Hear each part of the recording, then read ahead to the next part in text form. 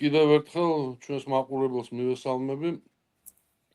საერთაშორისო არენაზეც საკმაოდ ინტენსიური და ახალი განვითარებები ჰქონდა გასული ჯერ არ არის აი წელს რომელიც სრულდება და სამწუხაროდ მაინც და მაინც სასიკეთო ცვლილებები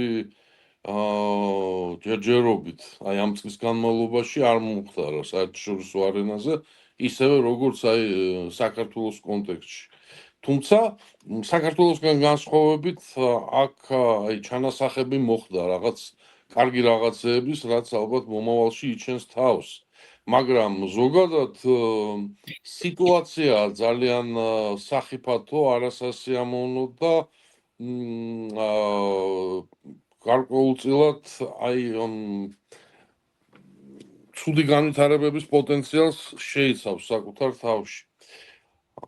რა თქმა უნდა, ეს გლობალური დღის წესრიგი იმდენად მრავალფეროვანი და მდიდარია, რომ ყველაფერს ვერ შევეხებით, ამიტომ რამდენიმე ესეთ მომენტს უნდა შევეხოთ, რაც გლობალურად ძალიან მნიშვნელოვანია და რაც განსაკუთრებით ჩვენთვის, საქართველოსთვის არის მნიშვნელოვანი, მაგრამ მაქსიმალურად გვეხება ჩვენ. და აქ ამ თვალსაზრისით, რა თქმა უნდა, უმთავრესი მომენტი იყო აი ეს ამერიკის შეერთებული შტატებში ადმინისტრაციის ცვლილება და ის სიახლეები, რაც ამ მოვლენამ მოიტანა.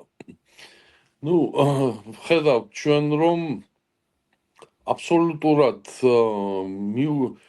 მიუჩვევა, კი იყო ტრამპის ადმინისტრაციის გამოცდილება ჩვენ ერთი საპრეზიდენტო ვადის იქით გვაქვს, მაგრამ მეტნაკლებად მაინც უნდა ვაღიაროთ, რომ ის პერიოდი, ის 4-წლიანი პერიოდი ტრამპის გაცილებით უფრო იჯდა რაღაც კლასიკურ ამერიკული პოლიტიკის სტანდარტებში შედარებით, რა თქმა უნდა, ვიდრე ის, რაც დაიწყო ახლა, ხომ?